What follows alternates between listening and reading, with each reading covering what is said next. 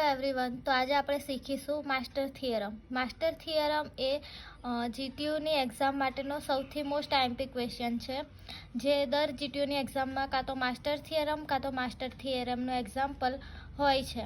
તો માસ્ટર થિયરમમાં આપણી પાસે પહેલાં ટી ઓફ એન કરીને એક ઇક્વેશન હોય છે, જ્યાં f of n equal to 0 n⁻d log m into n, અને આપણી પાસે 3 કેસ હોય છે, કેસ 1, કેસ 2 અને કેસ 3।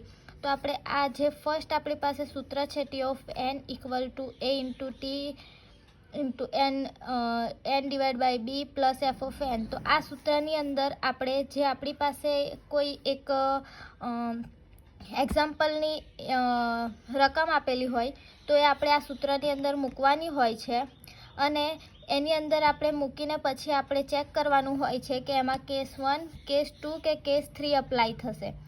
તો જ્યારે b⁻d લેસ ધેન એ હોય આપણી પાસે, એટલે કે b⁻d ની કિંમત એ કરતાં નાની હોય ત્યારે આપણે ફર્સ્ટ કેસ યુઝ કરીએ છીએ।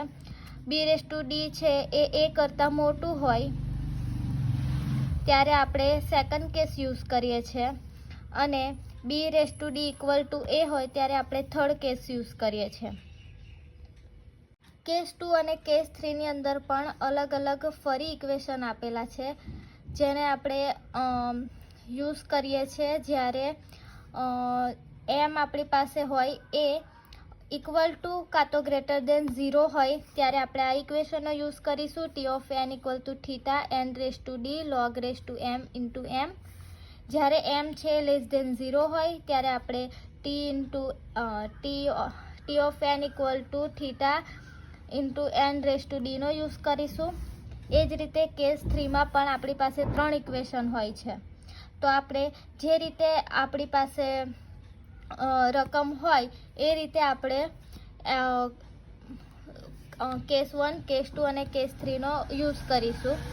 પણ પહેલાં આપણે ટી ઓફ એન કરીને જે આપણને આ ફર્સ્ટ સૂત્ર આપેલું છે તેની અંદર આપણે ઇક્વેશનની અંદર આપણે મૂકીને જોઈશું જે આપણને એક્ઝામ્પલની રકમ આપી હોય તે, અને તેના પરથી આપણે કેસ 1, કેસ 2 કે કેસ 3 યુઝ કરવાનો છે તે આપણને ખબર પડશે। આપણે એક એક્ઝામ્પલ જોઈએ, t of n equal to 8t into n/2 plus n⁻t। તો t of n equal to a into t of n by b plus f of n. તો આપણે એ આપણી પાસે છે 8, બી આપણી પાસે છે 2 અને ડી ઇક્વલ ટુ 2। તો આપણે જ્યારે b⁻d ઇક્વલ ટુ 2⁻2 તો આપણી પાસે એ થશે 4, તો 4 લેસ ધેન 8। તો આપણે b⁻d લેસ ધેન એ થયું, કેમ કે આપણી પાસે જે એની રકમ છે એ બી કરતાં મોટી છે, તો આપણે ફર્સ્ટ કેસનો યુઝ કરીશું। તો આપણે ફર્સ્ટ કેસનો યુઝ કરીએ તો ફર્સ્ટ કેસ માટે આપણી પાસે ઇક્વેશન આ છે કે t of n equal to n⁻log b⁻a। તો આપણે એ સૂત્રની અંદર આપણી પાસે જેની આપણી પાસે એ હશે રકમની અંદર જેની કિંમત આપણી પાસે હશે તે આપણે જે ઇક્વેશન છે કેસ 1નું તેની અંદર આપણે અપ્લાય કરીશું, તો આપણી પાસે તેનો આન્સર આવી જશે।